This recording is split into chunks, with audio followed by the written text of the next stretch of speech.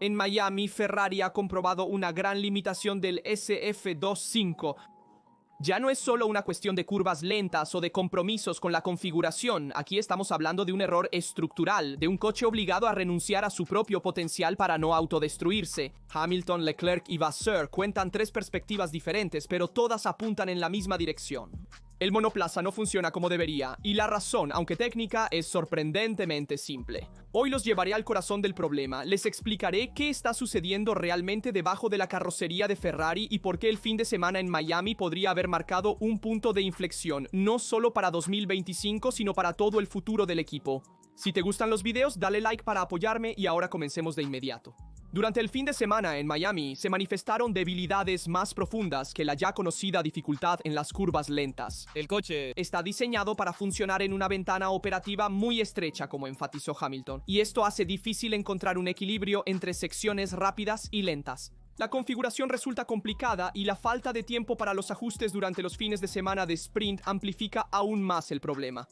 Queda por ver si las dificultades son el resultado de limitaciones estructurales del proyecto o el resultado de una elección técnica obligada para evitar daños mayores. Según Hamilton, la disminución del rendimiento acumulado en las últimas carreras es clara y el equipo sabe dónde intervenir. Las palabras del inglés hacen eco a lo que ya se dijo en Suzuka.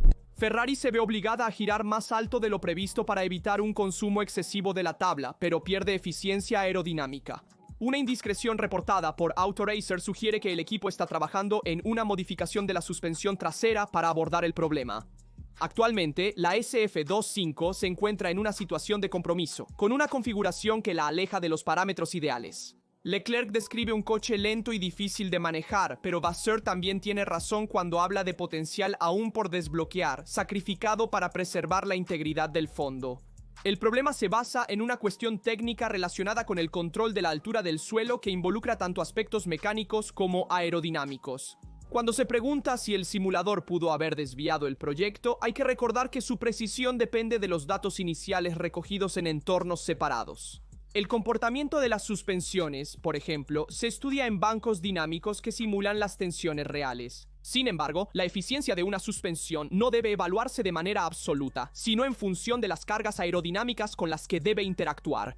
Los datos aerodinámicos, por otro lado, provienen del túnel de viento, donde el modelo no tiene suspensiones y no puede simular el comportamiento del auto cuando se acerca demasiado al suelo, para no arriesgar daños a la cinta transportadora. Jock Clear, uno de los ingenieros líderes del equipo, ya había explicado cómo el fondo trabaja cerca del suelo enfrentando un desafío aerodinámico particularmente delicado. Por esta razón es fundamental recopilar datos reales de la pista e integrarlos con la información recopilada en el túnel.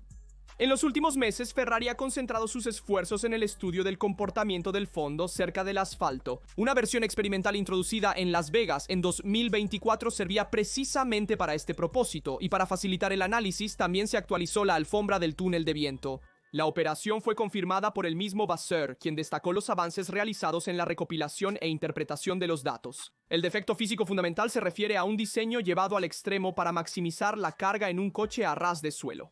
En 2024 el principal límite era el porpoising, mientras que con el problema ya bajo control, el factor crítico se ha convertido en el desgaste del plank. Cuando el SF25 bajó a la pista, el equipo finalmente pudo analizar la interacción entre los nuevos componentes mecánicos y aerodinámicos, descubriendo un desgaste del fondo mucho más rápido de lo esperado. También hay que considerar el impacto de una directiva técnica emitida por la Federación Internacional del Automóvil en ocasión del Gran Premio de Las Vegas, introducida sin previo aviso y que ha aclarado la ilegalidad de algunas soluciones para proteger las placas metálicas del desgaste. Esto obligó a Ferrari a realizar cambios urgentes. Además, la salida de Enrico Cardile en julio dejó un vacío importante en la gestión técnica de la SF25, temporalmente llenado por Vasseur antes de la transición a Oicherra en octubre. Finalmente, no se puede ignorar el progreso realizado por McLaren, que con la MCL39 ha dado un gran salto adelante, contribuyendo a ampliar la brecha entre Ferrari y los equipos de vanguardia. La SF25, a pesar de no cumplir con las expectativas, permitió al director técnico Loic Serra entender bien qué dirección evitar en el desarrollo del monoplaza para el 2025. Después de 6 carreras, incluyendo la de Miami, es evidente que el proyecto actual de Ferrari presenta problemas fundamentales. Esto le da al equipo el tiempo necesario para reflexionar y no repetir los mismos errores con la próxima generación de vehículos, fundamental para el plan del equipo de volver a luchar por el título mundial, como lo desea el presidente John Elkann. El OXR ha heredado un coche prácticamente ya definido y los resultados son claramente inferiores a los de la SF24. El coche de 2024, que había terminado la temporada con 5 victorias y el segundo lugar entre los constructores, parecía haber alcanzado ya su máximo desarrollo. De ahí la decisión de apostar por un proyecto completamente nuevo, con un chasis diferente, una nueva suspensión delantera de varilla de tracción y una caja de cambios más compacta. En práctica se quiso invertir el comportamiento del coche. La SF24 era eficaz en las curvas lentas, pero tenía dificultades en las rápidas. El nuevo monoplaza ha mejorado en las partes rápidas, pero ha perdido competitividad en las lentas. Se esperan solo cambios menores en Imola, mientras que para un paquete más consistente tendremos que esperar a Barcelona. Justo en el Gran Premio de España entrarán en vigor controles Federación Internacional del Automóvil más estrictos en las alas delanteras. Ferrari planea introducir un nuevo difusor, actualizaciones al fondo y una revisión del ajuste mecánico, con el objetivo de endurecer las suspensiones y bajar el auto sin incurrir en problemas de desgaste. En Maranello se piensa que las nuevas verificaciones técnicas pueden ralentizar a McLaren y Mercedes, permitiendo a Ferrari reducir la brecha, al menos con respecto a Red Bull y Mercedes, si no de los primeros. El plan es continuar desarrollando la SF25 al menos hasta el receso de verano que seguirá al Gran Premio de Bélgica. Después de la 13ª carrera se tomará una decisión definitiva sobre la oportunidad de trasladar todo el enfoque al proyecto. 2025. Alguna pequeña novedad podría llegar a Monza o Singapur, pero nada particularmente revolucionario. El límite de gasto ya impone ahora concentrar energías y fondos en el próximo año. A diferencia de Ferrari, McLaren ha completado su evolución y en Miami ha cosechado los frutos del trabajo iniciado hace un año. Si en aquel entonces el equipo inglés se había destacado, hoy se ha convertido en el referente en la parrilla. Analizando en profundidad las razones de este éxito, se puede remontar a una combinación precisa de elecciones técnicas y optimizaciones aerodinámicas que han hecho al MCL39 invencible, especialmente en un circuito como el de Florida. En las últimas 2 semanas, los monoplazas han usado configuraciones de carga media-baja, a pesar de que el diseño de los circuitos ha cambiado. En Jeddah prevalecen las curvas de velocidad media, mientras que en Miami el tiempo se define en las partes más técnicas.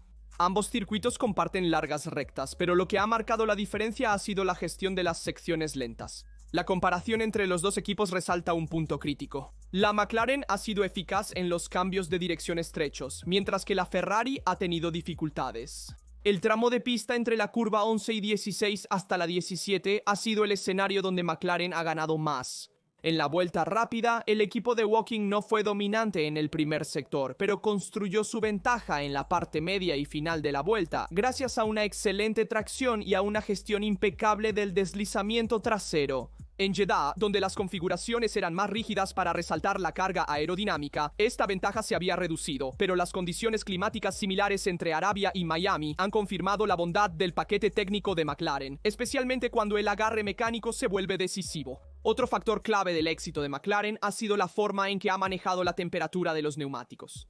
En Miami, el equipo británico logró mantener la parte trasera en condiciones ideales durante toda la carrera. En el segundo tramo, Verstappen intentó acercarse a Piastri en la sección lenta, pero aún perdía 3 décimas por vuelta. Ferrari, en cambio, tuvo un retraso de casi 6 décimos, demasiado para aspirar al podio. McLaren logró presionar incluso en secciones teóricamente desfavorables como el primer sector gracias a una recuperación óptima de la inclinación. La estabilidad de los neumáticos y la resistencia al estrés lateral permitieron a los pilotos aprovechar el monoplaza de manera constante, sin caídas significativas en el ritmo. La versatilidad es hoy la principal cualidad del MCL39, puede adaptarse a diferentes condiciones manteniendo un alto rendimiento. En Imola, donde la única curva lenta es la variante alta, la brecha entre los vehículos podría reducirse teóricamente. Sin embargo, la conformación del circuito emiliano debería favorecer a McLaren, aunque la diferencia con los perseguidores podría ser menos clara en comparación con lo que se vio en Florida. Se habla mucho de las alas flexibles de cara al Gran Premio de España con la esperanza de Ferrari de que las nuevas directrices técnicas puedan reorganizar los valores en juego. No obstante, la experiencia previa y los problemas actuales de la SF25 sugieren cautela. En situaciones pasadas, la implementación de políticas similares ha afectado más a la izquierda. A esto se suman los problemas estructurales que dificultan que el equipo aproveche ciertas actualizaciones. Con la aplicación de la nueva directiva, todos los equipos intentarán bajar el ala delantera para mejorar la eficiencia general del coche. Este efecto se logra reduciendo el ángulo de ataque del perfil aerodinámico, haciendo que el flujo de aire sea más estable y generando una mejor distribución de las cargas. Algunos equipos ya han demostrado tener soluciones más avanzadas para lograr este efecto de manera efectiva. El riesgo es que Ferrari no pueda aprovecharlo. Bajar el tren delantero implica un mayor contacto del fondo con el asfalto, lo que resulta en un desgaste excesivo del plank. Un aspecto crítico para Maranello, que lucha por mantener constante la altura del suelo del SF25. Si no se resuelve este límite, la nueva configuración podría causar más daño que beneficio. En teoría, reducir la distancia al suelo mejoraría la rotación en la curva, un defecto presente desde el inicio del año. Pero en la práctica, Ferrari aún no ha logrado implementar con éxito esta solución. Vasseur espera que las diferencias entre los equipos líderes se reduzcan a partir de Barcelona. Durante ese fin de semana se introducirá un nuevo paquete en el ala delantera, precisamente para adaptarse a las nuevas verificaciones sobre la flexión. Ya en las pruebas estáticas, las reglas son bastante estrictas, pero en movimiento los equipos siempre han buscado escapatorias para obtener un cierto nivel de deformación, especialmente en intervalos específicos de velocidad. Esta actitud ha molestado bastante a Tom Bazis, el responsable técnico de la Federación Internacional del Automóvil, que durante años ha estado observando de cerca ciertas soluciones en el límite. Muchos equipos han diseñado sus alas delanteras para obtener una flexión controlada, aprovechando de manera inteligente la rigidez estructural del componente. Esto no depende solo de la orientación de las fibras de carbono, sino también de la composición de la resina que las une. La llamada matriz, de hecho, puede comportarse de manera diferente dependiendo de la temperatura, modificando la flexibilidad del elemento. Profundizamos en este tema hablando con una figura técnica en el paddock. Surgió que la deformación del ala también puede ser inducida por el calor o en algunos casos incluso por reacciones químicas. El punto clave es entender cómo se aumenta la temperatura en áreas específicas del ala para activar esta flexión sin superar los límites impuestos por la Federación Internacional del Automóvil. Una de las hipótesis es que algunas áreas del ala estén diseñadas de tal manera que favorezcan un aumento local de la presión y por lo tanto de la temperatura, aprovechando la compresión del aire en carrera. Esta estrategia se ha notado especialmente en las alas traseras, sin embargo hay un límite físico importante. La fibra de carbono es un pésimo conductor de calor, por lo tanto, la transferencia de calor hacia la matriz es mínima. Esto hace difícil pensar que solo el flujo de aire pueda calentar de manera efectiva el ala, a menos que se utilicen materiales auxiliares para mejorar la transferencia de calor. Sin embargo, está claro que los mejores equipos, incluyendo Ferrari, Mercedes, Red Bull y en particular McLaren, han invertido mucho en el diseño de alas completamente nuevas para la próxima cita en Barcelona. Pronto sabremos si estos cambios darán los resultados esperados. Franco Colapinto está listo para volver a la parrilla de salida. El joven piloto argentino, que debutó en la Fórmula 1 en Monza el año anterior, participará en el Gran Premio de Imola con Alpine, reemplazando temporalmente a Jack Doohan.